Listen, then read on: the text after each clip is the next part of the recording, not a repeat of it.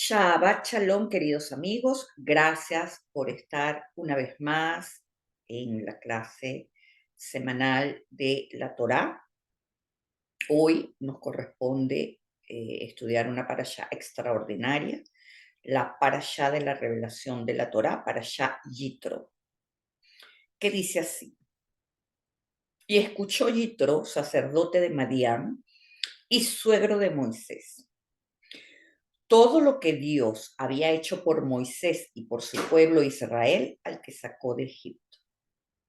Como bien saben, Yitro es un nombre propio, era uno de los consejeros del faraón y se gana la eternidad de su nombre porque él fue el que aconsejó a Moisés, es decir, el que tuvo la revelación, el canal.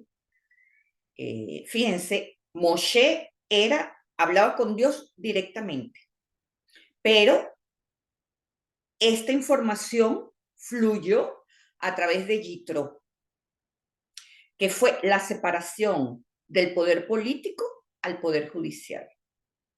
¿Por qué la información no le llega directamente a Moshe?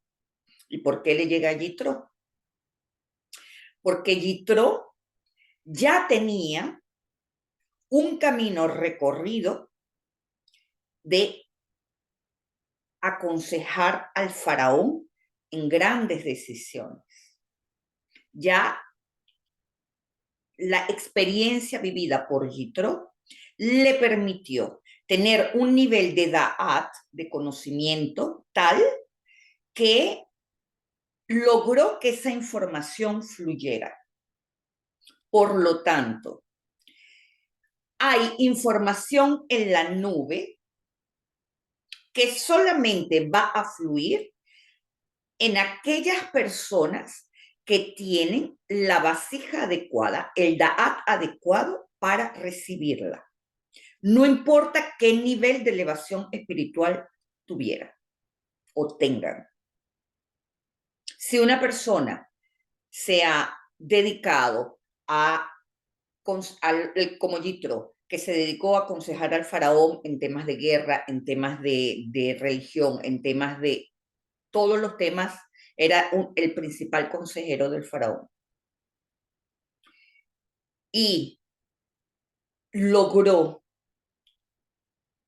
tener esa visión de separarse del faraón cuando entendió que había un Dios por encima de todo lo que creían. Es decir, cuando se derrumbó su estructura de creencias, él se separa del faraón y dice: yo renuncio, aquí yo estoy sirviendo a un Dios que no conozco. Hay otra cosa más allá. Él tuvo esa visión y eso, su pureza de intención, a pesar de que estaba equivocado en un principio, su pureza de intención le da las herramientas para tener el mérito de fluir con esta información, que es una información propia, creadora, ¿verdad? Porque separar este sistema político y judicial es lo que hoy en día ha inspirado a todas las naciones del mundo, de modo de que el poder político sea independiente del poder judicial, que es lo que evita grandes actos de corrupción. Bueno, entre comillas, lo ideal, pues.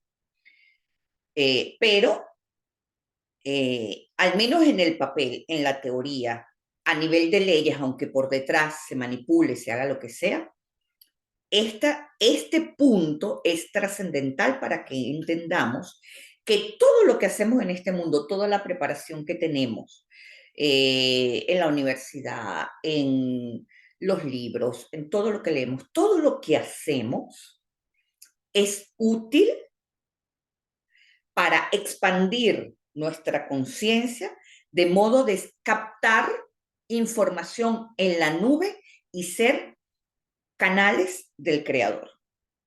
¿Ok? Eso es lo primero que hay que entender.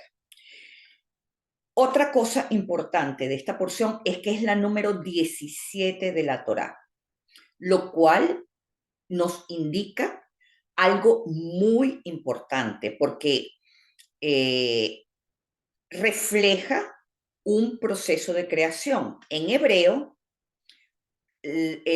Tov 17 tiene el valor numérico 17 y se traduce como bueno, pero en realidad quiere decir completo.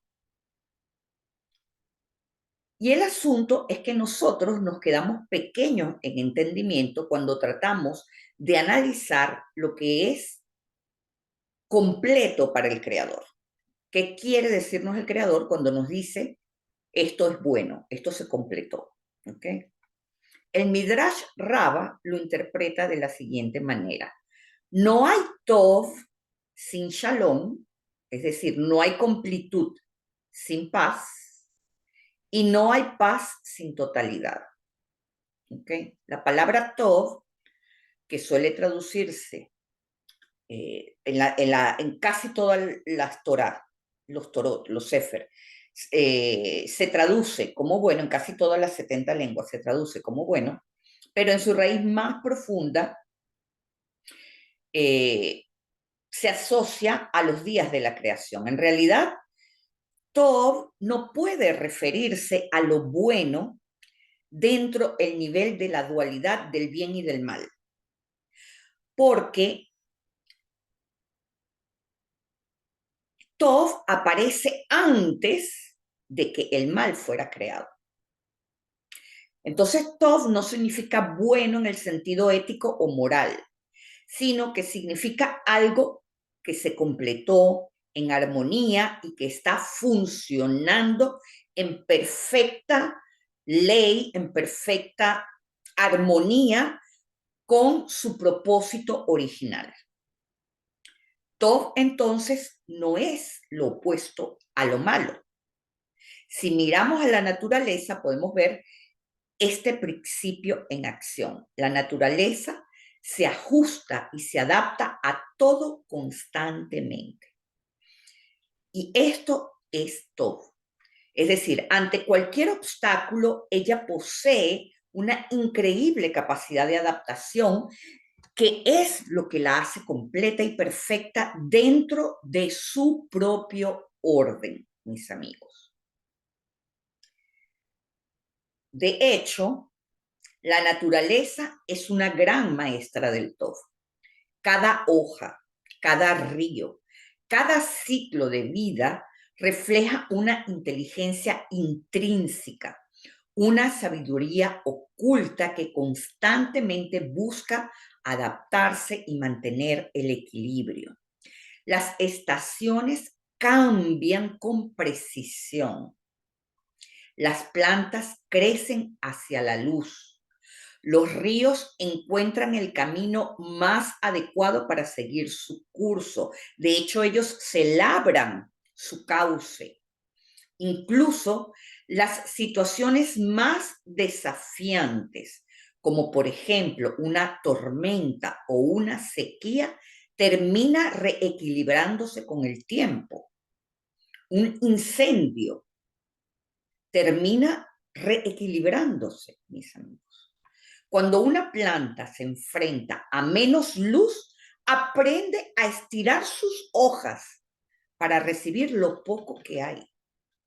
Una planta que pareciera que es una inteligencia básica, aprende a estirarse.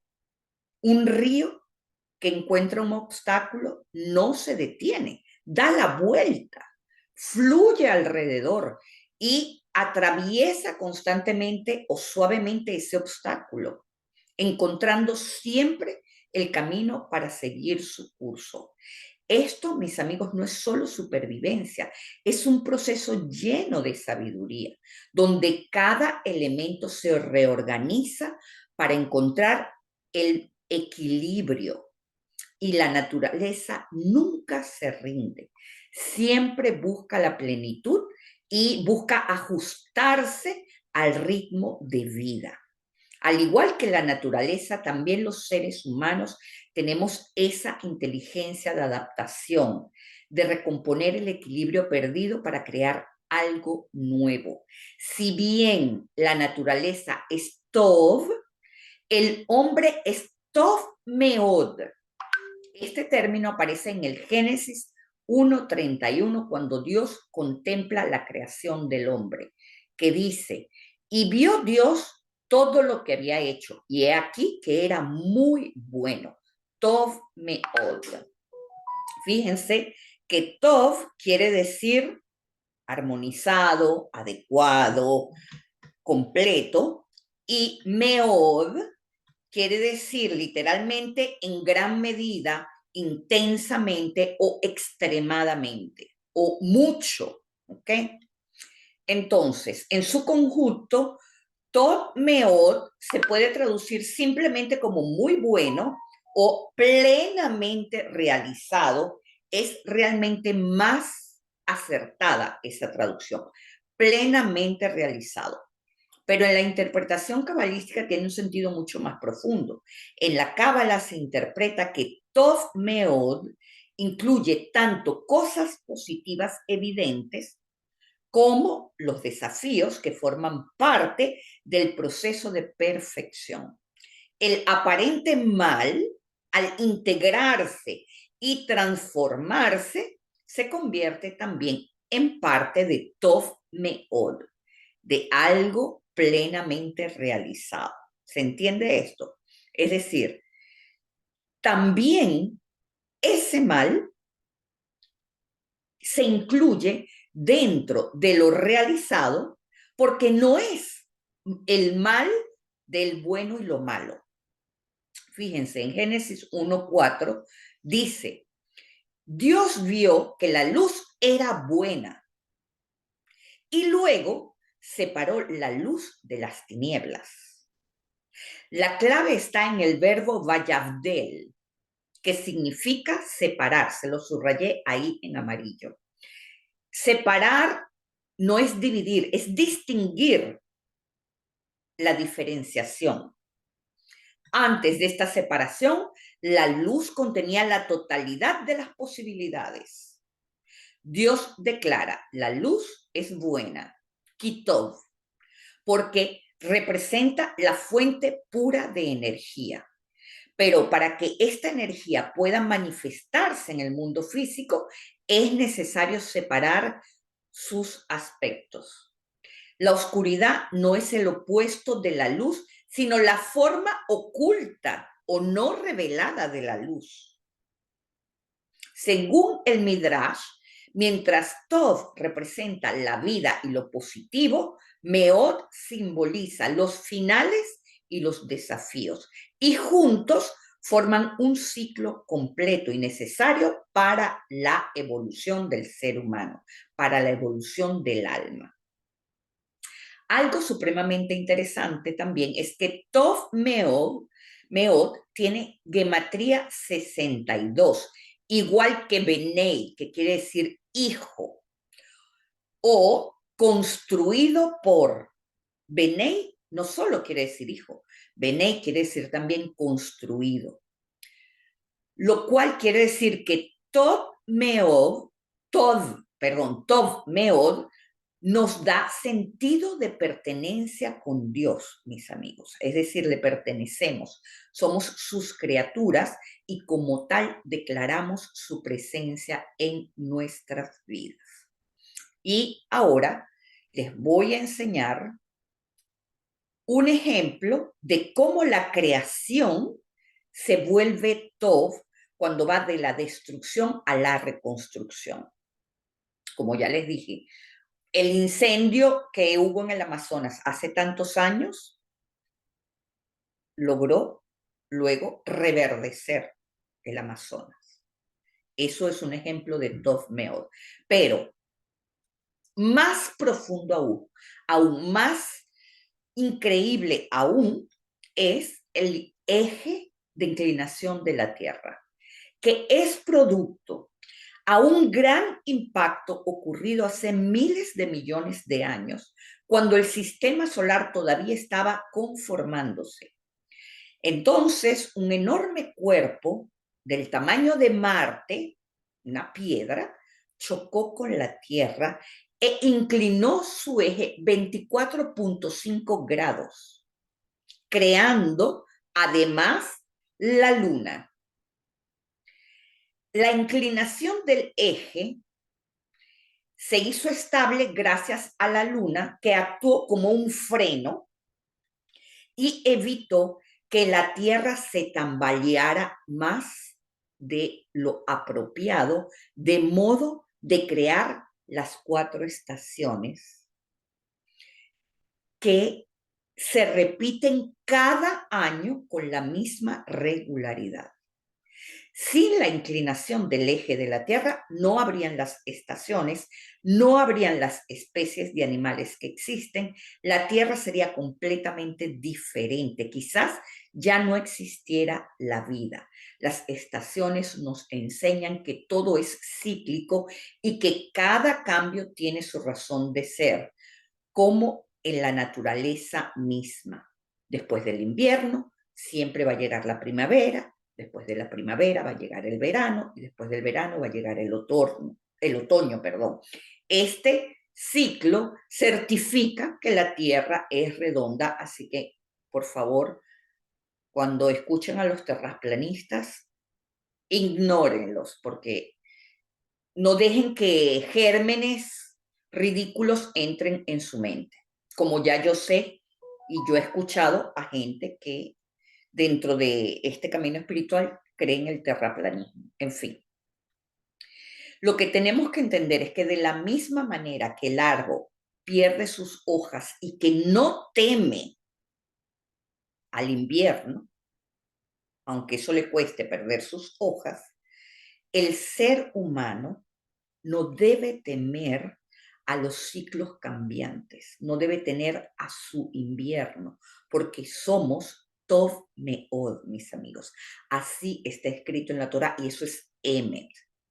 Es decir, somos más que completos.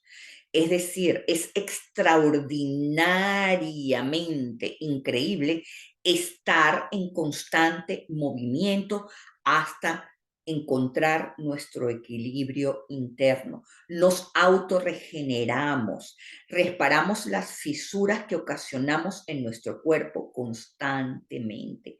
Tenemos lo que se llama la homeostasis, tenemos la regeneración celular.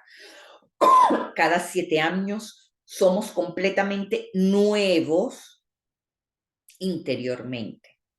La moraleja es que debemos siempre adaptarnos sin resistencia. Y lo que parece un obstáculo puede ser la puerta hacia una nueva versión de nosotros mismos. Y esto se los digo con toda la propiedad por lo vivido esta semana que se los voy a contar. Y lo quería contar en clase porque es un ejemplo de cómo alguien puede vivir una situación extrema y llevarlo con serenidad. Les voy a contar lo que me pasó. El martes estoy trabajando en mi computadora y escuché un estruendo tremendo que no se sabía de dónde venía, como si fuera un terremoto, un derrumbe, algo tremendo, tremendo, tremendo. Bueno, enseguida sube alguien a tocarme la puerta, a mí, y yo no abrí, pero dije, ¿quién es? ¿Qué pasa? Entonces le tocaron al vecino de al frente y resulta que era en el vecino de al frente. La lavadora de mi vecino, en el mismo piso que yo, cayó en el apartamento de abajo. Quiere decir que se abrió un hueco en el piso y la lavadora fue a parar abajo. Lo cual produjo, dentro de todo lo que les estoy contando, que el edificio fuera evacuado completamente, porque en el apartamento Arriba del mío se cayó, ¿saben? El segundo techo que uno pone así como cuando se le pone el anime, bueno, se cayó sobre la cama de uno de del apartamento que está encima del mío. Total, que nos evacuaron y nos dijeron, o sea, en el primer momento nos evacuaron y los seguros, porque aquí todo es asegurado, los seguros nos pusieron en un hotel, cada uno aplicó su seguro y nos pusieron en un hotel, y al día siguiente vino la alcaldía a inspeccionar el edificio. Cuando entran a mi apartamento, ven que todo está perfecto, me dijeron, aquí no tienes problema, puedes quedarte. Pero cuando suben arriba, me dijeron, bajaron inmediatamente, vamos, recojo una maleta rápido y se sale del edificio. Me encontré con una maleta en la calle, mis amigos, a 7 grados al mediodía, y yo veía para los lados como condorito. Todos estábamos así. Llamo a mi seguro y mi seguro me dice, no, no nos corresponde a nosotros, le corresponde al propietario del apartamento porque en tu apartamento no pasó nada. El seguro del propietario del apartamento dice que no le corresponde porque es a mi seguro que le corresponde. Total, que esto fue un teje y maneje. Formé tal escándalo que me dieron la segunda noche de hotel hasta que se tomara la decisión correcta. Bueno, al final, con mi maletica en mano, para resumir, después de grandes discusiones, de grandes tensiones, me ubicaron, el propietario de mi apartamento me ubicó en el apartamento de un amigo y ahí es donde estoy ahorita. Eh, Está perfecto, o sea, no tiene ningún problema, pero el asunto es que no se sabe cuánto tiempo eh, el edificio va a estar condenado, todas mis cosas están adentro. Con decirles que subí, al día siguiente fui y cuando supe que el chico de la alcaldía iba a ir, entonces le dije, ay, mira, por favor, déjame sacar algunas cosas porque es que cuando le cuento a María, María me dice, dime qué sacaste. Seguro que los cosméticos fue todo lo que saqué. Saqué 3 mudas de ropa, los cosméticos. Bueno, en esos casos uno saca lo que es para uno primordial. Bueno, total, mi comida kasher, mis ollas, todo lo que era lo primordial, que para mí es básico de necesidad primordial, bueno, eso fue lo que saqué. Total, que eh, fue toda una odisea. Sigue siendo una odisea porque el dueño o sea, mi propietario me dice, ay, pero en este apartamento tú no puedes, porque estoy en un apartamento dentro de la casa de un amigo que tiene, él construyó un apartamento atrás, entonces yo tengo que atravesar el garaje de la casa para llegar aquí.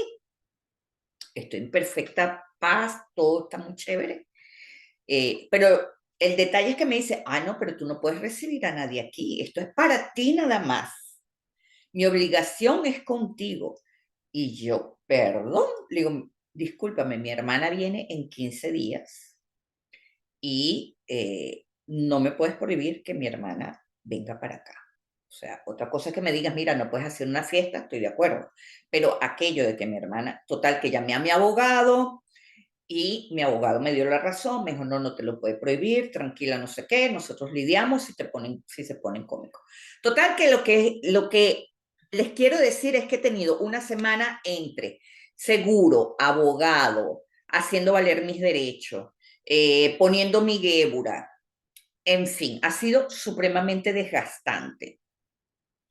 En el medio, mi familia en España preocupada, mi hermana me dice, yo no voy a vivir, yo no voy a dormir en ese apartamento, quédate donde estás, porque haz lo que sea para no regresar a ese edificio, porque si yo no voy a dormir ahí, porque no voy a estar tranquila. Bueno, en fin, poniéndome presión mi hermana por otro lado, mi mamá preocupada, Y mi hija me llama y yo sonriendo, tranquila, porque en verdad me dice, mamá, eres demasiado Aura. Aura es mi mamá y tiene la fama de ser demasiado tranquila. Pero yo me pasé de tranquila, entonces yo digo, nena, pero es que, ¿qué gano yo con gritar, con llorar, con desesperarme? No voy a solucionar nada. Aquí esto es un momento de accionar. Y Baruch Hashem, Baruch Hashem, Baruch Hashem, bendito sea mi Dios, que yo tengo la Torá para entrenarme en estos casos, porque cualquiera, les digo que, como se dice en Francia, pet le cable, o sea, cualquiera se le vuelan los tapones, porque ha sido un momento de mucha tensión. Entonces, basándome en eso, yo dije, bueno, seguramente, como me pasó a mí, una gran contracción, porque obvio, esto también pasa porque yo les estoy enseñando lo que es la contracción y la expansión. Cuando el Yetzer Hará ve que la gente está despertando, entonces manda un gran golpe para, tú quieres contracción, tú estás hablando de contracción, bueno, aquí te va uno a ver cómo vas a reaccionar. ¿Okay? Por eso les digo que para uno meterse en esto, uno tiene que tener entereza. Para uno poder enseñar, uno tiene que tener una entereza muy grande porque los desafíos son con surlineados, o sea, son en intensivo. Lo cierto es que, bueno, dije, bueno, voy a sacar mi maleta de herramientas y creé una segula para transformar eh, la destrucción en TOF, ¿ok? Para formar un proceso de TOF. Entonces, lo primero que vamos a hacer es buscarnos, ubicarnos en un espacio tranquilo cuando tenemos un proceso de angustia, un proceso difícil, ¿verdad? Como esto que yo estoy viviendo, que no sé, o sea, en este momento yo estoy viviendo el día a día. No puedo pensar qué va a suceder mañana, en cuánto tiempo voy a estar aquí, nada. ¿Qué va a pasar con mis cosas, con mis electrodomésticos? No se sabe nada. Entonces, estoy viviendo un día a la vez. Entonces, eso es lo primero que tengo que tomar conciencia. Yo voy a hablarles de mi proceso que se los acabo de contar y cada uno lo puede aplicar al proceso que tenga, porque seguramente cada uno tiene un proceso pendiente o diferente o emergerá y cada uno lo puede aplicar. Entonces, lo primero que tenemos que hacer cuando tenemos un proceso de angustia, un proceso de destrucción, un proceso de contracción, es decir, bueno, yo vivo hoy, en el día presente. ¿Qué tengo hoy? Tengo mi nevera llena, tengo un techo sobre mi cabeza, no me voy a preocupar ni por lo que va a pasar mañana, ni por lo que puedo perder o dejar de perder. Eso no es importante. Más importante es estar bien, estar en salud, estar vivo y estar cobijado. ¿Ok? Eso es lo primero.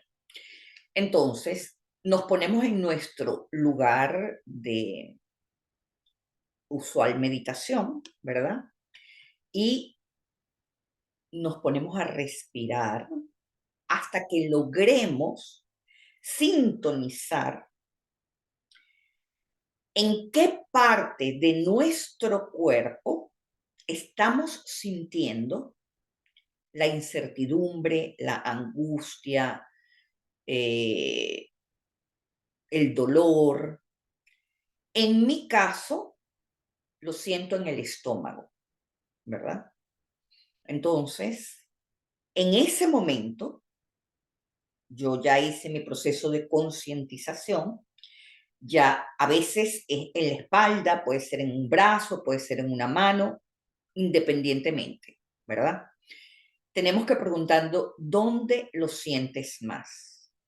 En mi caso, la boca del estómago que me llega hasta los riñones o hasta la espalda. O sea, ahí es donde está alojado esa tensión, ¿verdad? Entonces lo observo y no lo juzgo. Simplemente estoy allí. Ese es el primer paso, paso número 1.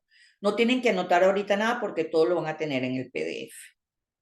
Luego, voy a poner mi intención principal, que es, voy a transformar esta angustia, yo lo declaré como una angustia, ¿verdad?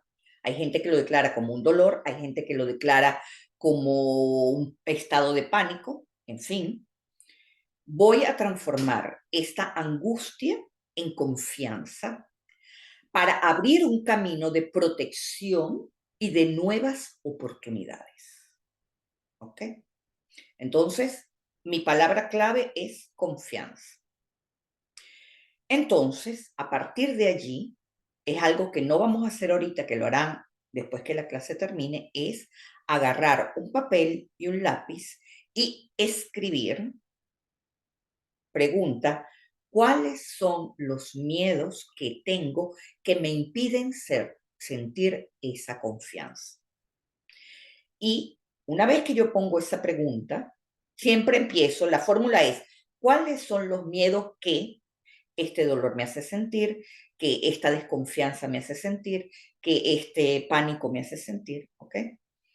¿Cuáles son los miedos más grandes sobre esta situación? Y a partir de allí comienzo a escribir todo lo que me venga a la mente. Primero va a emerger, no tengo miedo, esto es una estupidez. Y después va a empezar a salir lo que verdaderamente el subconsciente está guardando. ¿Ok? Una vez que hago esto,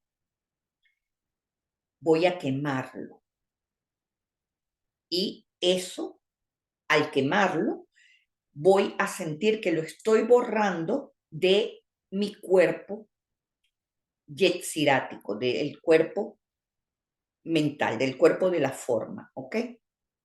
Entonces, de la misma manera en como yo estoy quemando ese papel, asimismo están disolviéndose las energías densas, ¿verdad?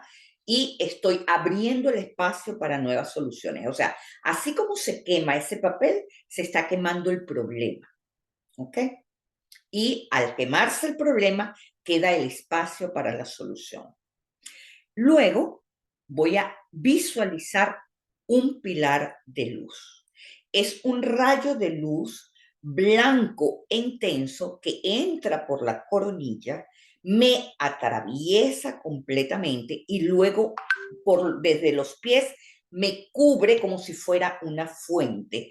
Y es un movimiento constante. Eso llama el pilar del medio. Entra por la coronilla, me atraviesa, sale por los pies y regresa como una fuente y hay como una especie de vórtice, ¿verdad? Que me está rodeando.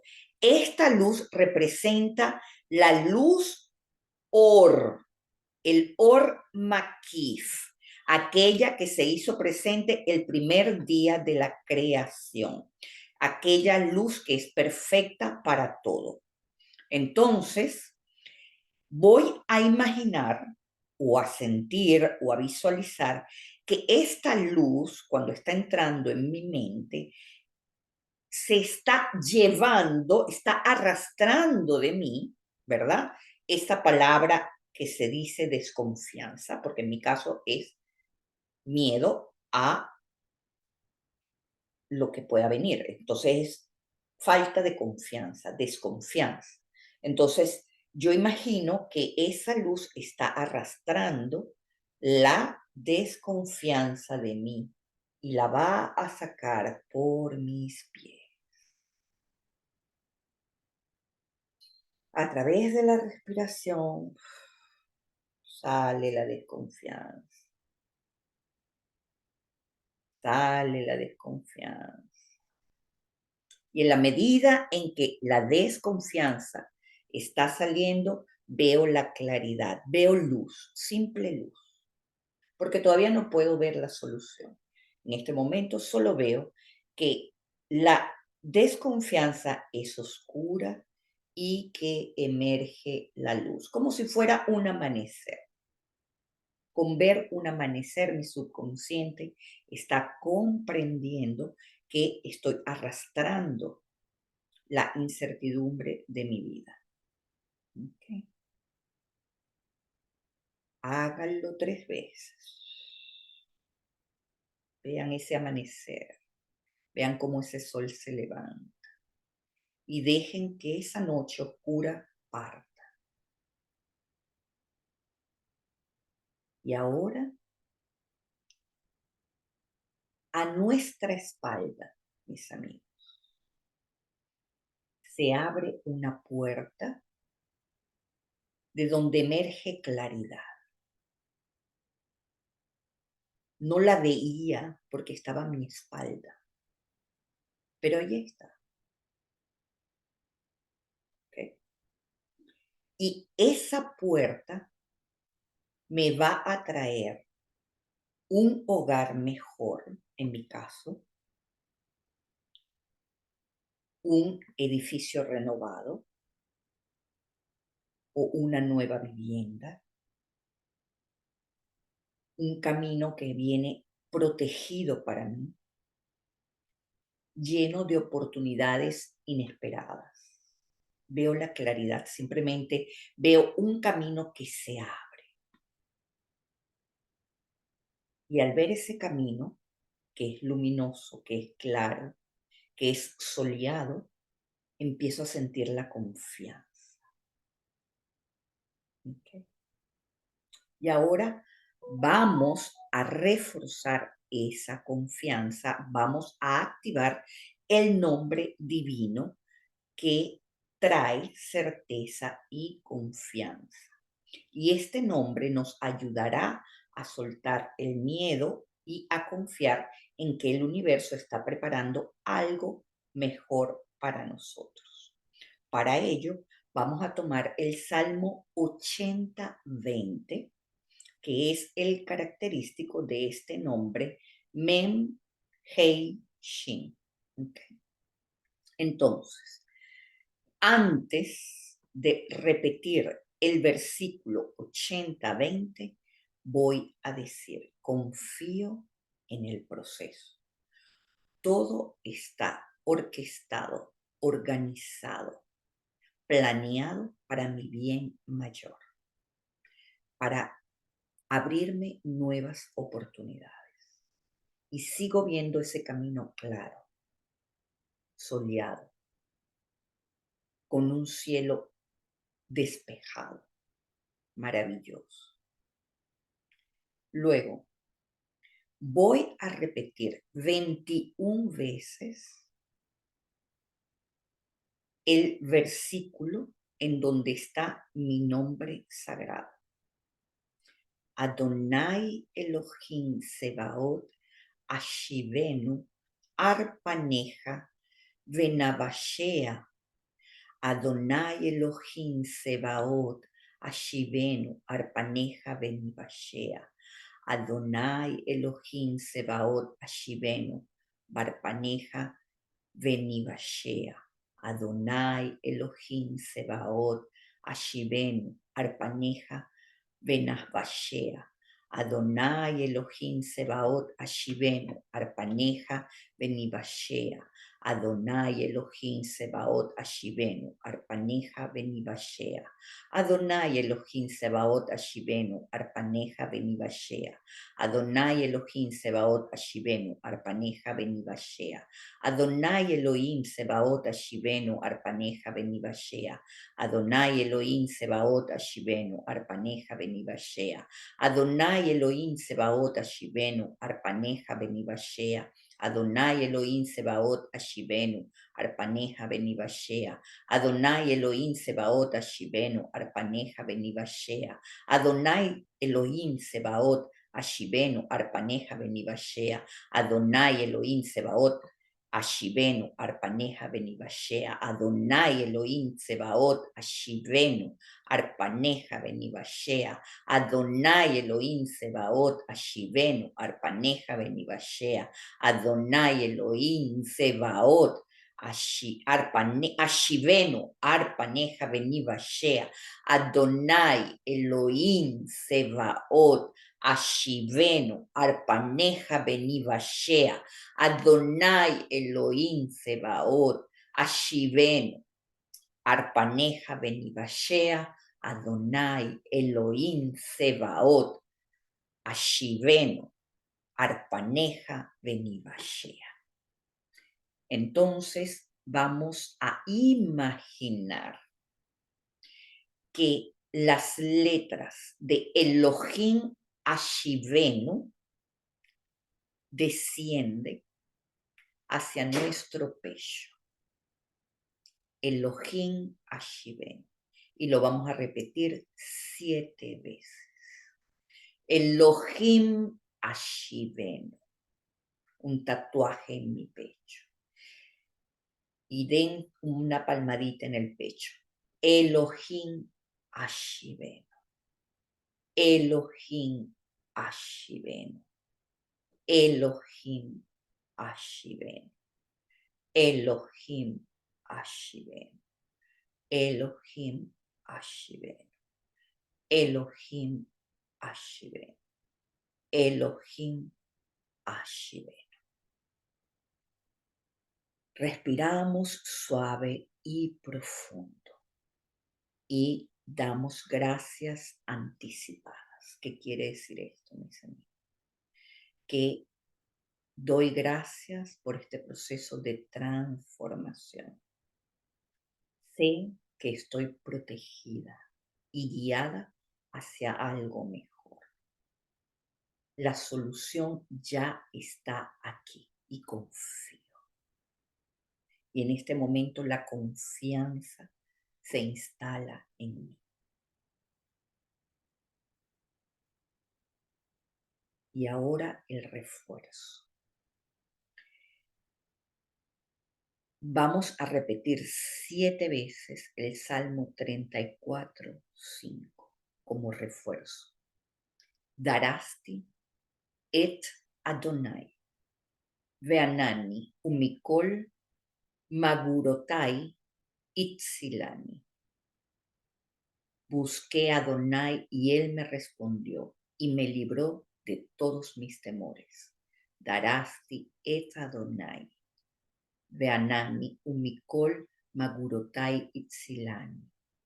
Busqué a Adonai y él me respondió y me liberó de todos mis temores. Darasti et Adonai veanani umikol magurotai itzilani. Busqué a Adonai y él me respondió y me liberó de todos mis temores. Darasti et Adonai veanani umikol magurotai itzilani. Busqué a Adonai y él me respondió y me liberó de todos mis temores. Darasti et Adonai veanani umikol magurotai itzilani. Busqué a Adonai y él me respondió y me liberó de todos mis temores. Darasti et Adonai veanani umikol magurotai itzilani. Busqué a Adonai y él me respondió y me liberó de todos mis temores. Darasti et Adonai veanani umikol magurotai itzilani. Busqué a Adonai y él me respondió y me liberó de todos mis temores. Amén. Por último, bajamos toda esa energía a Malhut. Buscamos 5 monedas en el momento en que puedan y la van a donar para Sedaka. Y con esto finalizamos esta segula, que como se pueden dar cuenta es supremamente poderoso. Esto ya para mí está hecho. En mí se hizo un trabajo. Yo confío. Si la gente necesita reforzarla, la puede repetir. tantas veces sea necesario, hasta que se haga ese clic en el subconsciente que produzca la confianza. Pero cuando uno siente esos nombres divinos actuando en uno, uno ya puede confiar.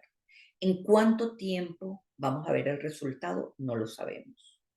El tiempo va a ser el perfecto para que todo se conjugue al exterior, para que todo sea en armonía para todo el mundo y para que todo fluya. ¿Ok? Y así cerramos esta segunda. Ok, respiren 3 veces.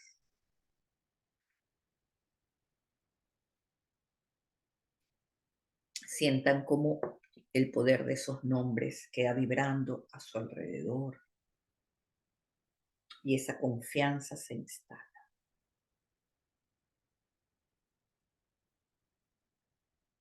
Ok, vamos a pasar entonces a otro tema.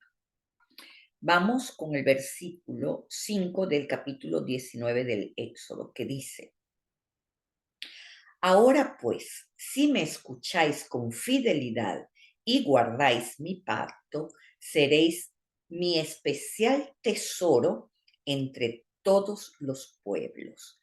Mía es toda la tierra.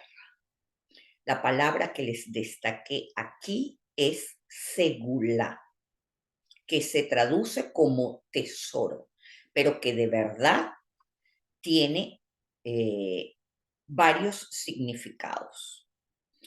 El tesoro especial es algo precioso y es algo único. ¿Qué quiere decir esto? Que esto se trata de una virtud mística que produce un efecto más allá de lo racional, que es lo que hemos hecho en este preciso momento. Hicimos una segula. Una segula también quiere decir un amuleto, un acto de magia, un encantamiento o una práctica espiritual que actúa como un canal de energía para atraer una bendición, ya sea salud, ya sea protección, ya sea abundancia, etc. Esto sugiere que la Torá no nos está hablando de favoritismo, sino de un potencial especial que surge cuando se establece una conexión profunda con el pacto divino.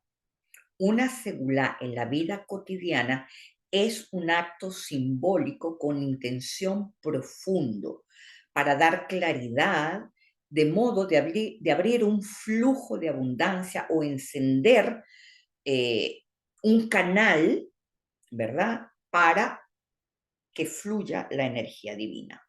Valga la redundancia, una segulá puede ser encender una vela, por ejemplo. Una segulá puede ser dar una sedacá. Eso es una segulá.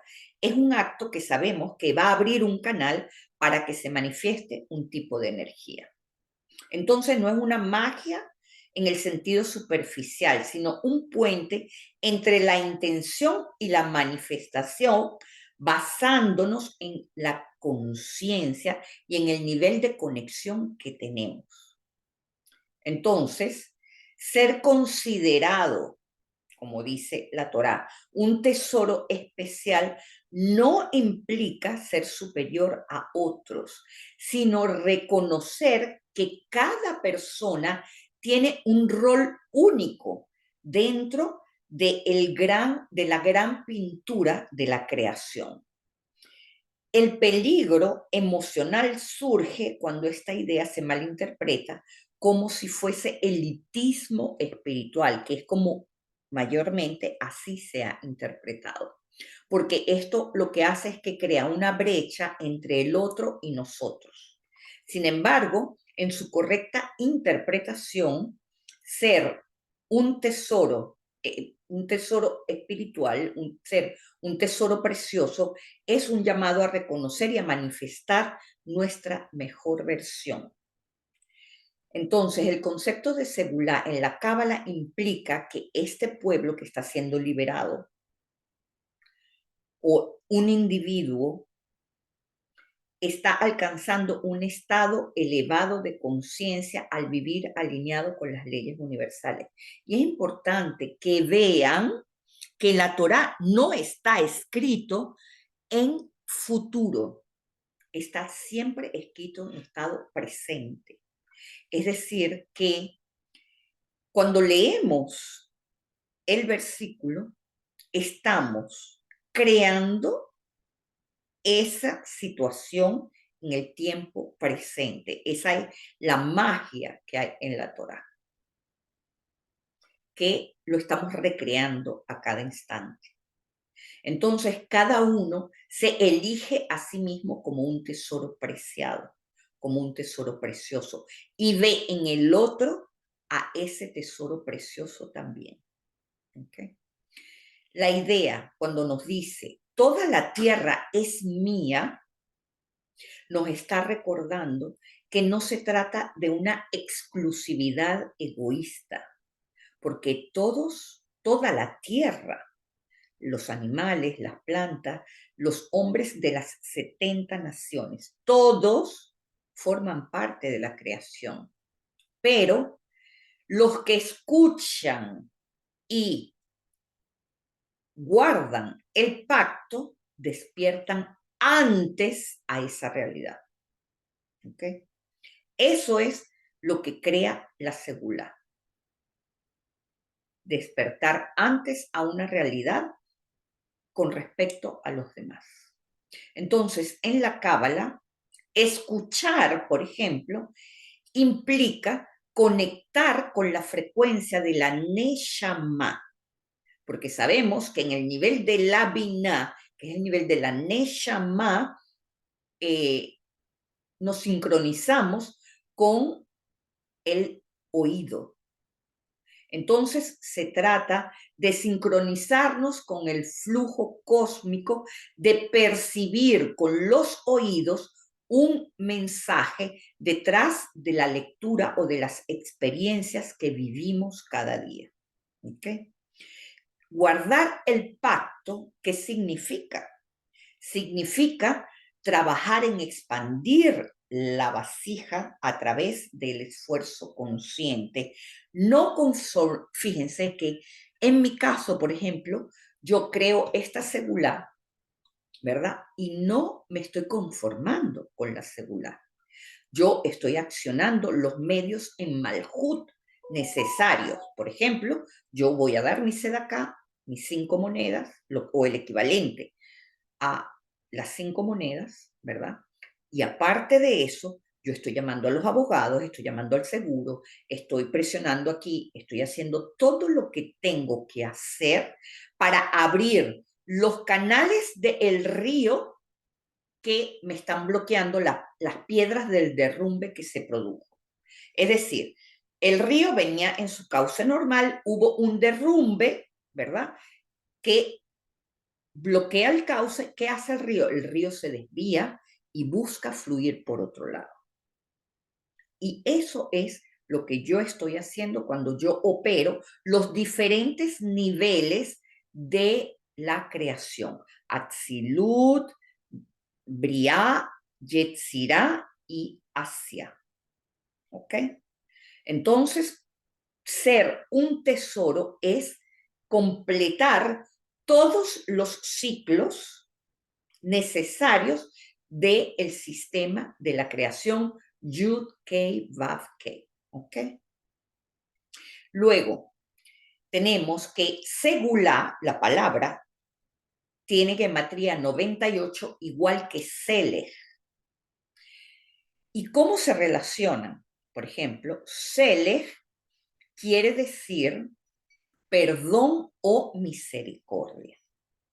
¿Qué quiere decir esto, mis amigos? Que la segulá lo que está haciendo es atrapar una energía de misericordia y permitir que fluya por el canal que estoy destapando a través de esas energías que estoy movilizando con los nombres divinos. ¿Ok? Entonces, este tipo de clemencia es reparadora y está trayendo sanación emocional y espiritual. Esta es la razón por la cual se instala la virtud de la confianza cuando lo que antes era, lo que había antes era una nube negra de incertidumbre. ¿Ok? Ok.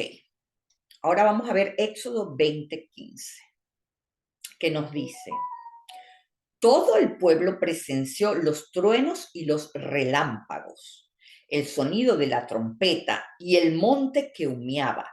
Y cuando el pueblo lo vio, retrocedió y se mantuvo a distancia. Rashi explica que cuando la Torá dice, ellos vieron los sonidos, es decir, vieron lo que debería ser oído, vieron el sonido. El sonido no se ve, ¿ok? Es imposible de ver el sonido a simple vista. El sonido se puede ver a través de ciertos aparatos, pero a simple vista tú hablas y nadie está viendo las ondas de frecuencia que se producen a través de tus palabras, ¿ok? Pero se pueden sentir. Fíjense que en verde nos dice Ve'et alapidim vet kol. Dependiendo del contexto, ¿verdad? Que estamos tratando, esto puede significar que la voz es un sonido o un trueno. Pero Rashi explica que la correcta interpretación para esta frase, Ve'et alapidim vet kol, es los sonidos que salieron de la boca del Todopoderoso. Porque cuando hablamos de Vekol, estamos hablando, ¿verdad?, de todo, todo lo que existe, del Todopoderoso.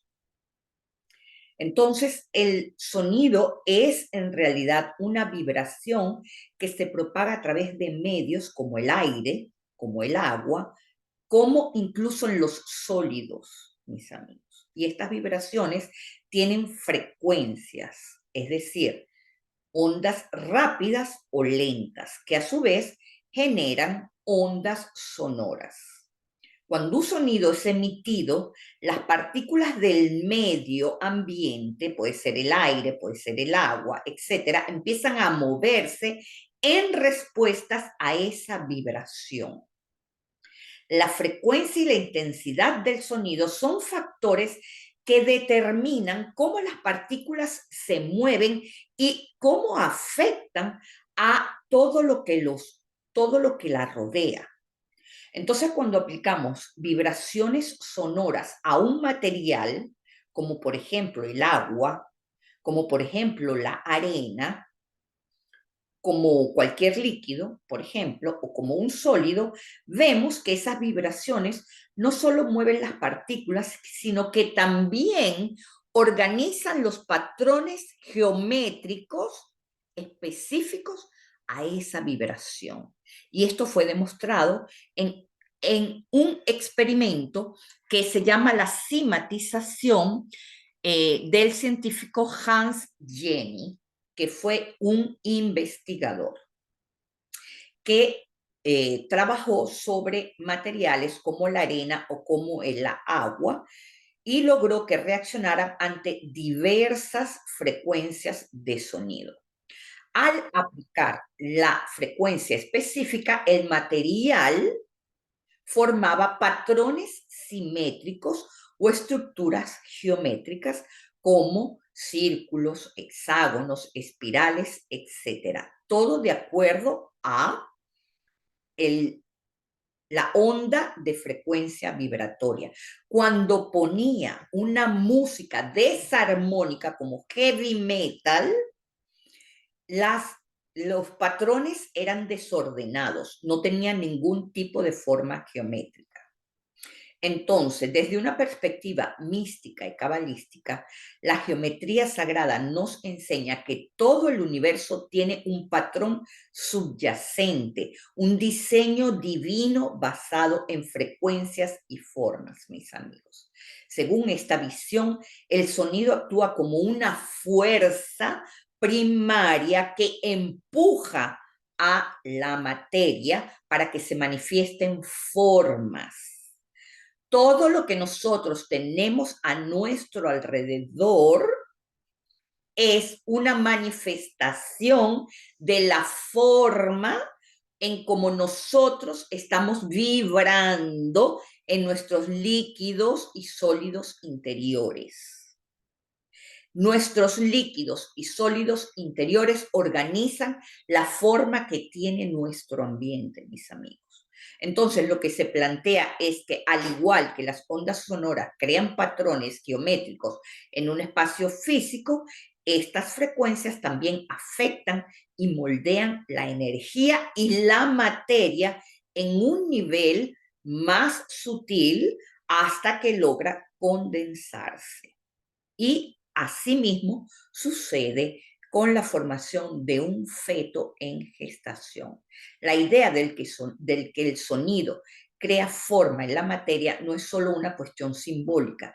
Hay un impacto real y medible en cómo los materiales responden a las diferentes frecuencias. En el caso del feto en gestación, su desarrollo físico está influenciado por las vibraciones y las frecuencias a las que está expuesto. Es como si las vibraciones del sonido actuaran como un molde energético que quizás la estructura física, es decir, 5 dedos, cinco dedos del pie, 5 dedos de la mano, 2 piernas, 2 ojos, 2 oídos, pero a nivel celular, a nivel de inteligencia, a nivel, en algún aspecto, ¿verdad? Vemos que el sonido afecta a el feto, lo estimula o lo inhibe. De modo que ya está comprobado que el bebé recibe todas estas frecuencias. Entonces, mis amigos, en la medicina del sonido se ha demostrado que ciertas frecuencias pueden promover la sanación y la reorganización de las células, mientras que otras pueden promover la desorganización de la energía. Por lo tanto, cuando tenemos un problema, es muy importante tener un sonido que nos ayude a organizar las partículas. Los nombres divinos, por ejemplo, poseen esa vibración que va a ayudarnos a organizar la materia. Sin embargo, eso tiene que venir desde el mundo de la creación y no directamente en el mundo de la formación.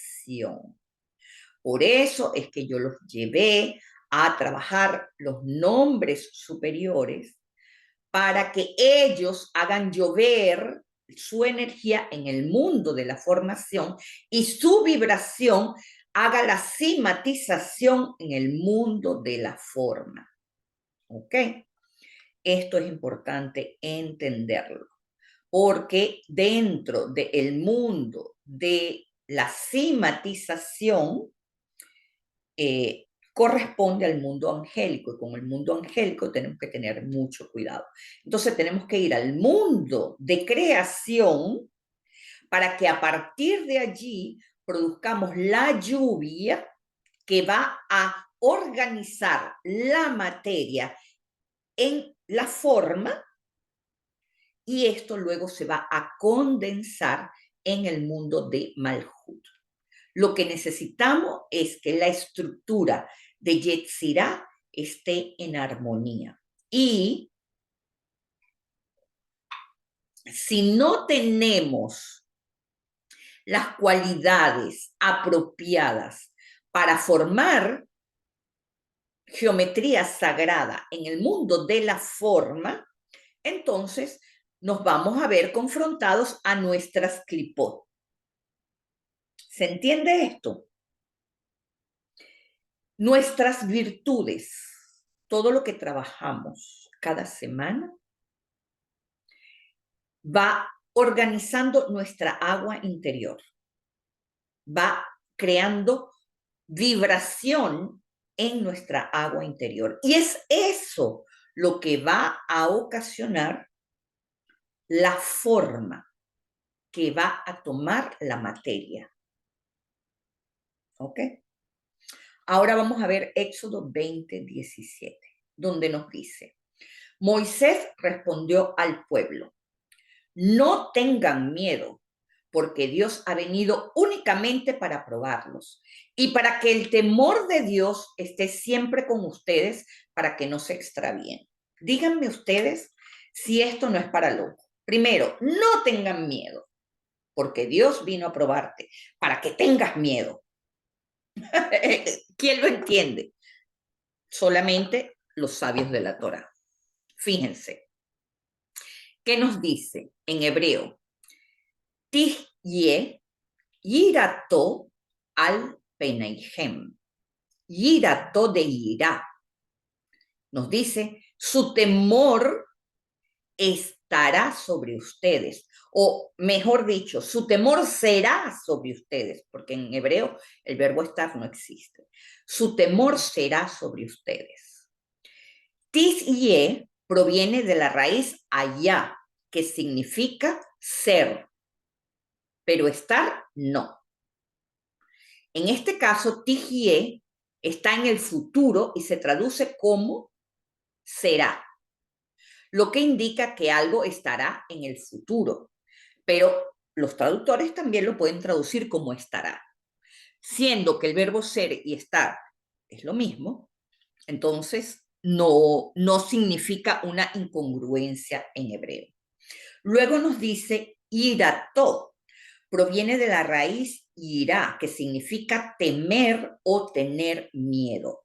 En su forma constructiva, irato significa reverencia.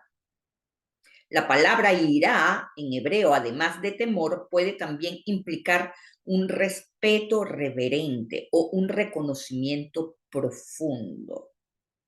Y allí es donde quiero que nos detengamos. En el contexto de la espiritualidad, el temor no se refiere al miedo que nosotros conocemos como negativo, sino más bien a una conciencia reverente y profunda de la grandeza y del orden divino de las leyes.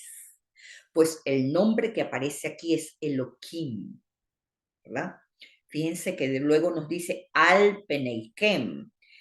Al significa sobre o encima de. Y peneikem es la forma plural de rostro, penei. Rostro o caras.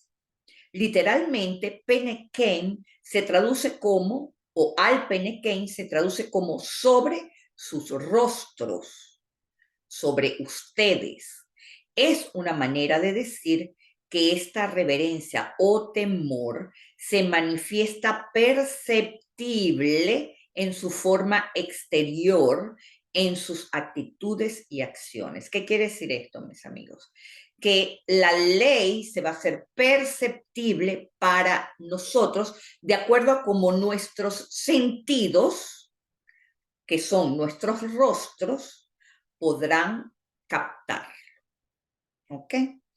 En conjunto, la frase que dice Tihye irato al peneikem puede interpretarse como su reverencia o el respeto a la ley estará sobre ustedes, o su temor estará reflejado en su ser exterior, es decir, en su forma de actuar, en su comportamiento o en sus decisiones. Este temor no es solo un miedo, o no es rajatabla un miedo irracional, sino es una conciencia profunda del orden divino. son las leyes universales que rigen al cosmos y es una reverencia que se refleja en la vida cotidiana, en cómo nos relacionamos con el mundo y cómo tomamos nuestras decisiones, mis amigos. ¿Por qué? Porque tener reverencia o tener este temor a Dios, que es lo que nos quiere decir la Torá, no se trata de un miedo que provenga de un ser vengativo, sino de la maravilla de un ser que ha creado unas leyes que funcionan como un reloj, que mantiene el universo en equilibrio. ¿Qué quiere decir esto? Que, por ejemplo, yo sé que por mucha confianza en Dios que yo tenga, si me voy para un octavo piso y me lanzo, el universo no va a poner una mano mágica que me va a atajar. Hasbe shalom. Hay una ley, que es la ley de gravedad, que está por encima de mi creencia, que siempre se va a cumplir. Entonces, por reverencia a esa ley, no me lanzo de un octavo piso desafiando a la ley, porque yo creo que Dios me va a salvar. ¿Ok? Eso es muy importante. No desafiamos a las leyes por encima de nuestras creencias, porque las leyes siempre van a ganar. Son inmutables, no cambian, son Elohim, mis amigos. Y Elohim es rigor. Elohim no cambia. Par contra, perdón, Elohim se adapta, pero no cambia. No, no tiene plasticidad dentro de su rol, pero su naturaleza no cambia. ¿Ok? Entonces, eh, no, esto no se trata de un temor al castigo, sino un reconocimiento a la ley de causa y efecto. ¿Ok? Entonces, Moisés le está comunicando al pueblo que el temor de Dios es en realidad una forma de autoconocimiento y de autocontrol. Si entendemos la palabra temor no como miedo, porque es ira, respeto y conciencia, entonces nos damos cuenta de que la verdadera intención de este versículo es recordarnos que al vivir en armonía con las leyes divinas, evitamos caer en disonancia o en desorden, mis amigos. El miedo real en este contexto no es hacia un Dios externo, sino hacia la disonancia que ocurre dentro de nosotros cuando nos desconectamos de la verdad y del orden que rige el universo. Entonces, este temor es un llamado a mantenernos alineados con las leyes cósmicas, que no son más que los principios que nos permiten vivir en equilibrio y prosperidad. Desde la Cábala sabemos que las acciones disonantes crean caos en nuestro ser interior. Entonces, el temor o la reverencia es una forma de protegernos de este desequilibrio.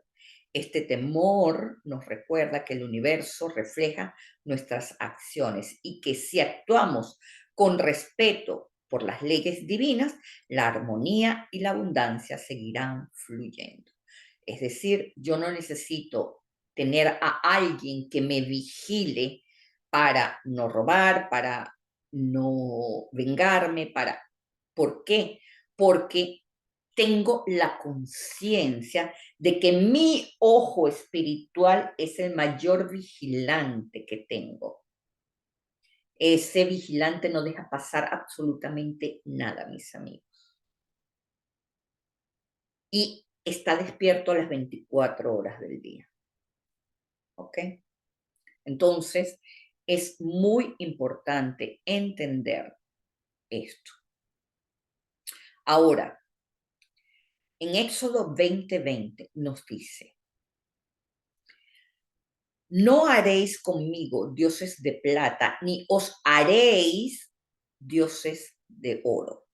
Lo ta'asú iti Elohei kesef ve Elohei zahav lo ta'asú lahem. Traducción. No haréis conmigo dioses de plata, ni haréis con ustedes dioses de oro. Desde la perspectiva mística, este versículo no solo habla de la prohibición de hacer ídolos de materiales de oro y plata, sino de cómo proyectamos nuestras limitaciones humanas sobre lo divino. La Cábala nos enseña que el creador o la energía divina no tiene una forma fija ni una sustancia concreta. Es infinita, fluye y se adapta a las intenciones y percepciones del ser humano. Por eso Moisés hizo algo grandioso, que fue tener la frecuencia para recibir la Torá, porque la conciencia no existe para enseñarnos, mis amigos. La Torá existe para enseñarnos, pero la conciencia no está para enseñar. Eso quiere decir que nuestro entendimiento tiene un nivel vibratorio y lo podremos ver a través de lo que nos proyecta nuestro entorno o el otro.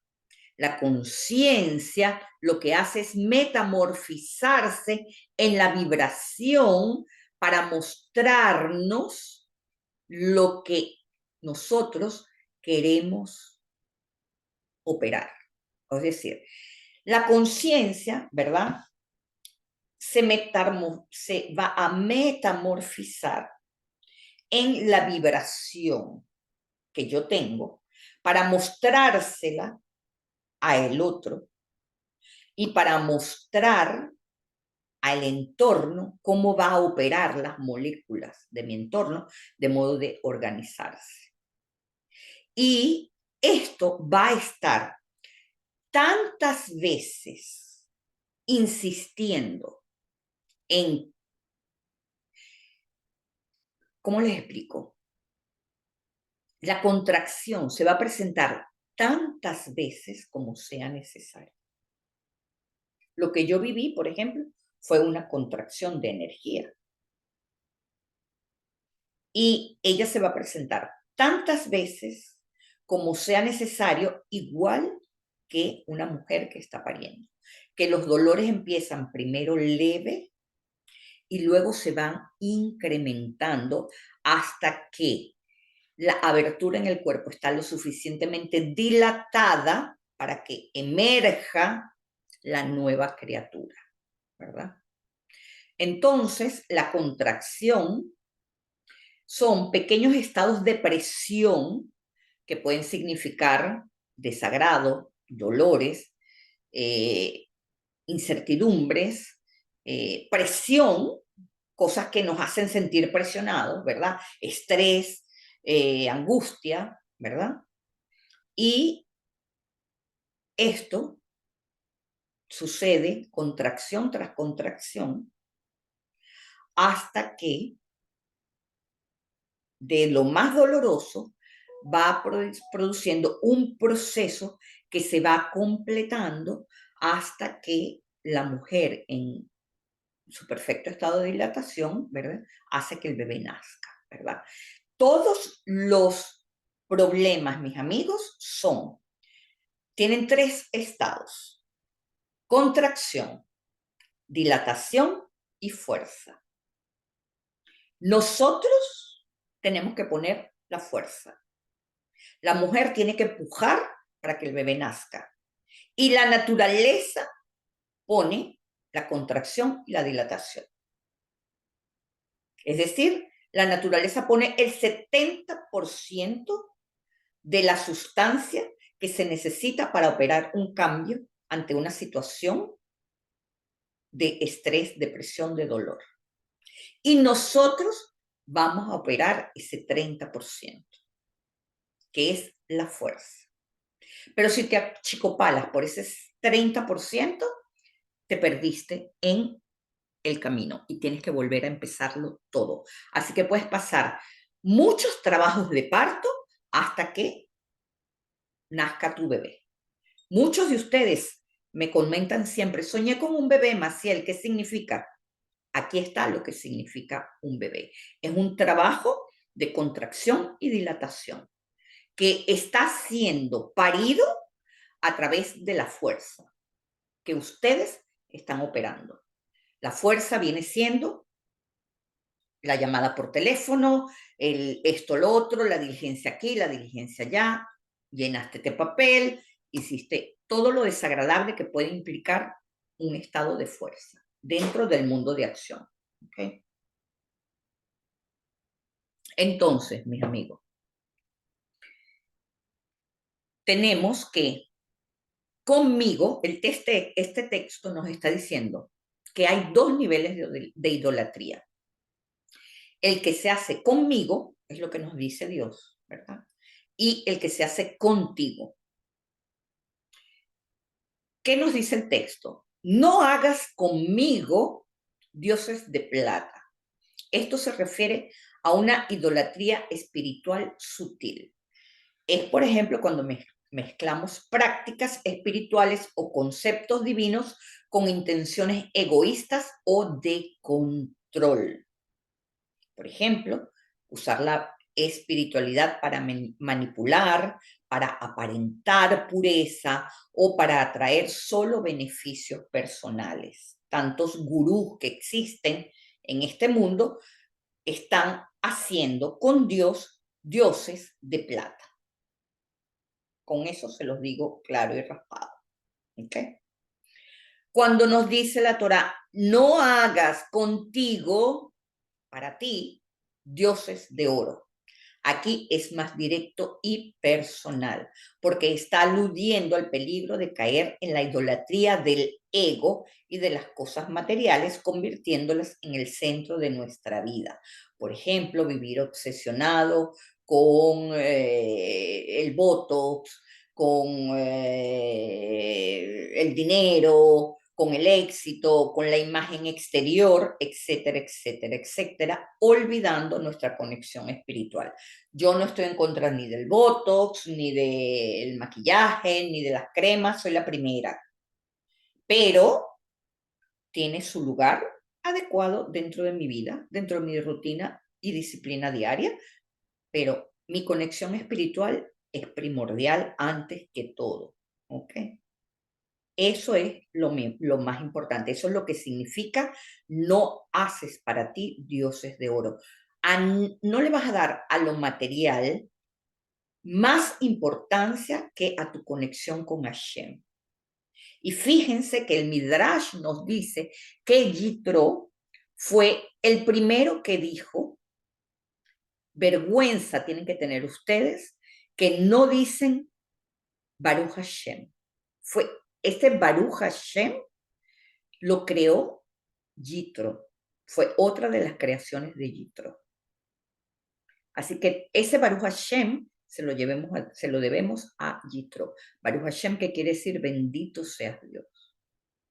Y cada vez que nosotros decimos Baruch Hashem, siéntanlo, Baruch Hashem, porque estamos haciendo algo kadosh. Estamos bendiciendo ese regalo, esa situación.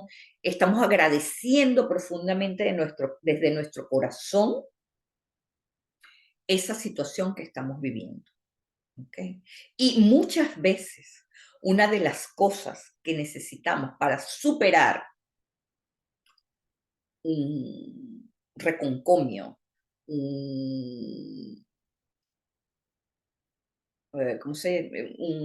una energía rumiante que está repitiéndose todo el tiempo dentro de nosotros, es agradeciendo y bendiciendo esa situación. Gracias, porque fuiste tan estúpido que me hiciste aprender esto.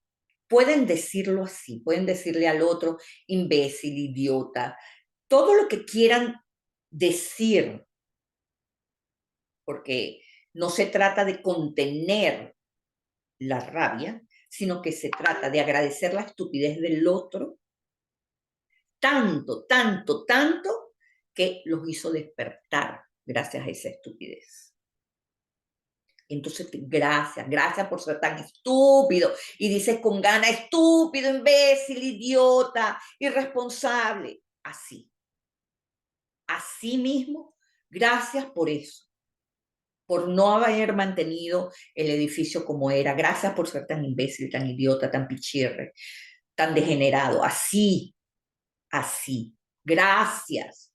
Porque eso es lo que me está sacando a mí hacia otra realidad. ¿Ok? Entonces, díganlo sintiéndolo, porque es eso lo que produce el cambio. Entonces, este mandamiento, no haréis dioses conmigo, dioses de plata, ni contigo, dioses de oro,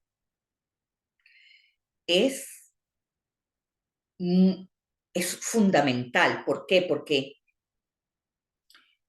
no se trata de construir una forma rígida que no pueda fluir en una realidad cambiante.